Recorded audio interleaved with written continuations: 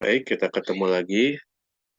Nah, sekarang kita akan belajar bagaimana cara membuat akun, bukan akun ya, sekarang kartu utang dan piutang, dan bagaimana cara mengisi saldo awal utang dan piutang. Nah, di akuntansi manual, kita kenal dengan istilah kartu utang.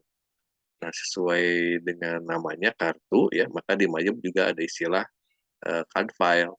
Tapi sebenarnya secara program gitu, ini berarti database pelanggan atau database customer dan database pemasok.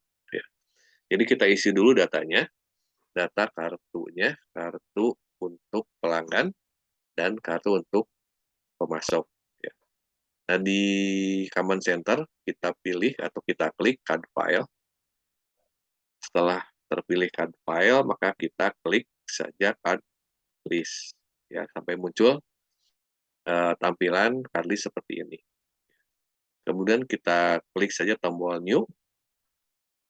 Nah, ini pastikan kalau untuk membuat customer atau pelanggan, card type-nya harus customer. Nah, kita isi sesuai dengan di kasus ya, misalnya untuk customer pertama itu namanya PT Waton Kencana. Oke, jadi name-nya kita isi dengan PT Waton Kencana. Nah, Kencana. Nah, kalau sudah tekan tombol tab atau enter untuk masuk ke field berikutnya. Ya. Card ID-nya ini untuk penomoran atau kode customer-nya ini boleh kita isi. Ya. Enggak juga nggak apa-apa. Misalnya kodenya C001, berarti kode untuk PT Waton Kencana ini C001. Jadi semuanya ya, alamat terus sampai kontak sesuai dengan yang ada di atau kasus. Nah, kemudian untuk membuat pelanggan yang baru, kita bisa tekan tombol new. Card type-nya sudah customer. Kita lihat kalau yang kedua itu namanya PT Aquila.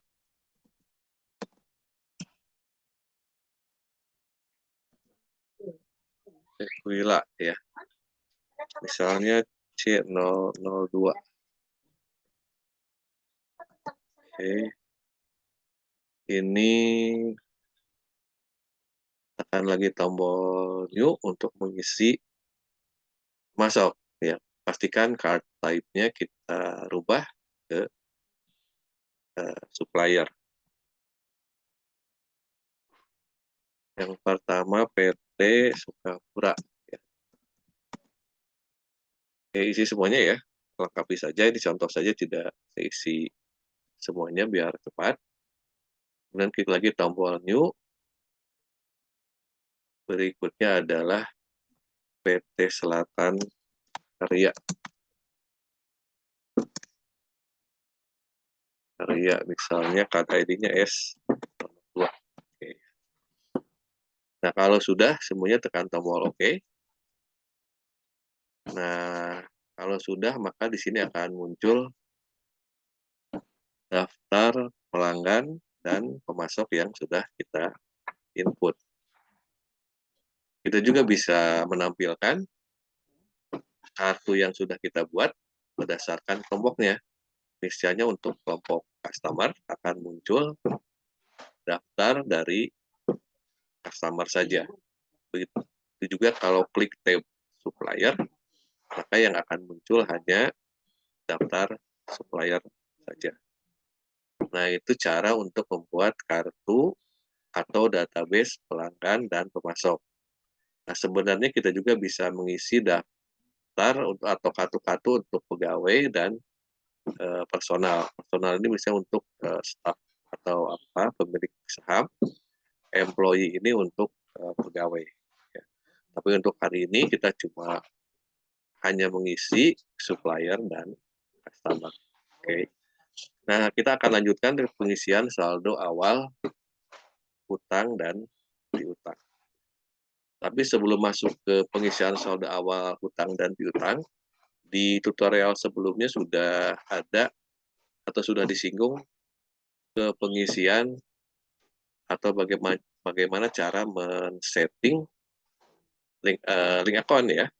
Nah, untuk keperluan kali ini, kita juga harus men-set link account-nya agar sesuai, karena kalau tidak sesuai nanti transaksinya akan salah. Ya.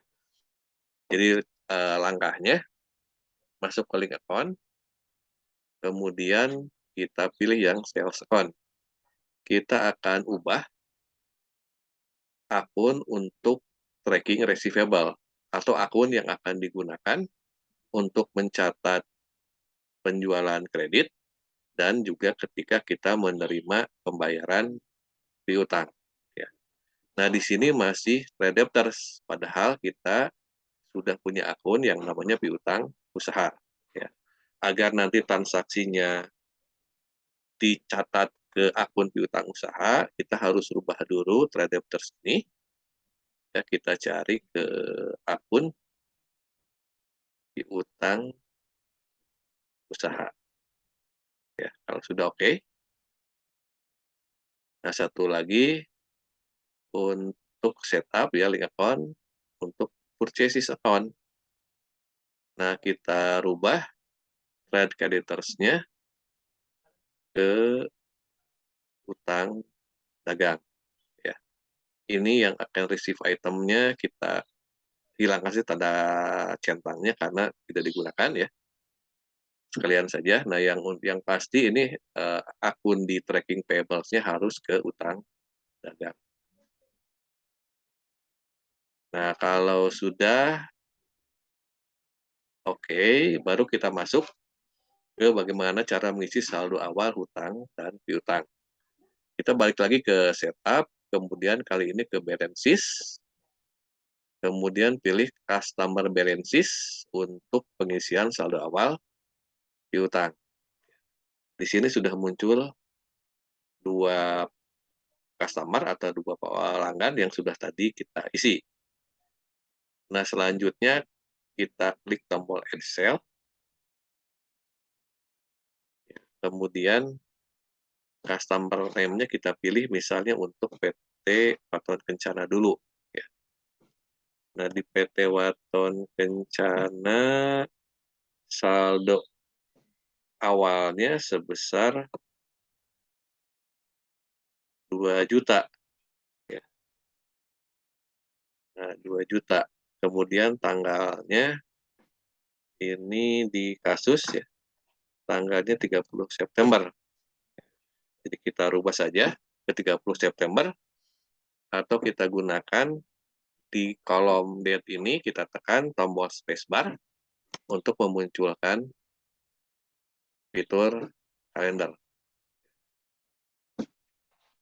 Oke, memonya kita ganti saja menjadi saldo awal, total including tax-nya ini sebesar tadi berapa?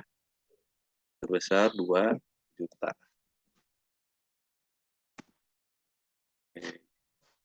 Ini abaikan saja tax code-nya ya. Kemudian kita record. Oke, ini kita oke saja. Kemudian kita ulangi add sale lagi. Kita masukkan sekarang pelanggannya PT Kwila ya. Ini juga saldo awal, tanggalnya perhatikan ya, sesuai dengan kasus tanggal berapa. Di kasus juga sama 30 September ya. Nilainya 1 juta. Oke. Kalau sudah, kita record. Ini kalau muncul ucapan seperti ini di notifikasinya ya, ada congratulations, selamat. Berarti yang kita isikan adalah benar. Benar itu maksudnya yang kita input ini adalah di kartu piutangnya. Artinya di sini kartu piutang sama dengan saldo buku besarnya. Ya, kita pastikan ya. Oke lagi. Ini dilihat ya. Ini total sales ini adalah merupakan penjumlahan dari kartu-kartu yang kita input saldo awalnya. Sedangkan link receivable account balance ini adalah saldo buku besarnya. Nah, secara akuntansi, buku besar harus sama dengan buku besar pembantunya, atau istilah lainnya adalah kartu utang, dan kartu persediaan. Oke. Itu untuk mengisi saldo awal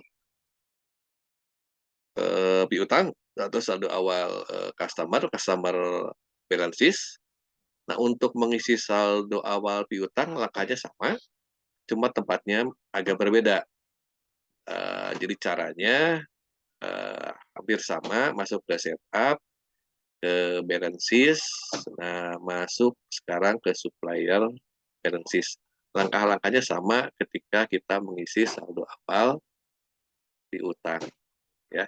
Nah, itu silakan dicoba sendiri dengan catatan kalau apa yang sudah kita isikan, langkah-langkahnya sesuai dengan tutorial ini, maka akan muncul ucapan selamat, artinya Anda berhasil membuat kartu utang itu sama dengan saldo buku besar utangnya. Ya, selamat mencoba. Saya akhiri tutorialnya sampai di sini.